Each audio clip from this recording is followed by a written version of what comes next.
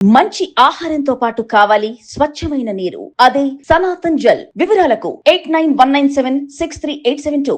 ఒక రావి చెట్టు యొక్క ప్రాధాన్యత గురించి కూడా ఉంటుంది. మీరు ఎప్పుడైనా విన్నారో లేదో, మరి మనం వాళ్ళ యొక్క సైంటిఫిక్గా వాళ్ళకున్న పరిజ్ఞానం గమనించండి. మూలతో బ్రహ్మరూపాయ, మధ్యతో విష్ణురూపిణే, అగ్రత శివరూపాయ వృక్షరాజాయ నమోస్తుతే. ఈ శ్లోకం ప్రతి ఒక్కడు రావి చెట్టు చుట్టూ తిరుగుతుంటే చదువుకుంటారు. అంటే దాని మీనింగ్ ఏంటి? రావి చెట్టు మొదట్లో బ్రహ్మగారు ఉంటారా, మధ్యలో విష్ణు ఉంటాడా, పైన శివుడు ఉంటాడా అని అనుకుంటారు. కానీ ఆచారాలు శాస్త్రీయత అని ఒక ఆయన పుస్తకం రాశాడు. ఆయన పేరు మర్చిపోయాను, క్షమించాలి. ఆ పుస్తకం పేరు ఆచారాలు శాస్త్రీయత.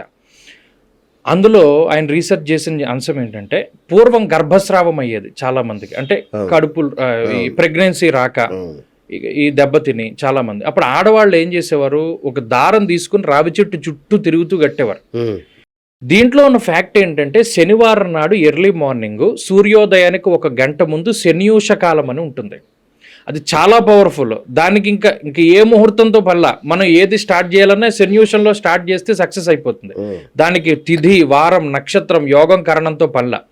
ఆ శనియూష కాలం లగాయితూ శనిహోరా సమయం, శనివారంలో ఫస్ట్ హవర్ శనిహోర. ఈ 2 గంటల టైంలో ఈ రావి చెట్టు మొదటి నుండి కొన్ని ఓజోన్స్ రిలీజ్ అవుతాయి. ఆ ఓజోన్స్ ఎలాంటివి అంటే, ఈ గర్భస్రావాన్ని కలిగించేటువంటి మనలో ఉండేటువంటివి ఉంటాయి కదా, దాన్ని చంపేస్తాయి. బ్రహ్మ ఏం చేస్తాడు, సృష్టి చేస్తాడు. అంటే ఈ సృష్టి జరగడానికి కావలసినటువంటి ఓజోన్స్ ని రావి చెట్టు ఇస్తోంది. అది ఎక్కడి నుండి వస్తుంది? వేళ్ల నుండి వస్తుంది. అందుకని మూలతో బ్రహ్మరూపాయ. విష్ణువు స్థితికారకుడు. స్థితి జరగాలి అంటే ఈ ప్రపంచం పోషింపబడాలి అంటే వర్షాలు పడాలి, పంటలు పండాలి, ఆ పంటలు మనం తినాలి, శక్తి రావాలి, పని చేసుకోవాలి, వెళ్ళాలి. సృష్టి రావడానికి మనం చేయవలసినటువంటిది ఏంటి? యజ్ఞయాగాది క్రతువులు చేయాలి.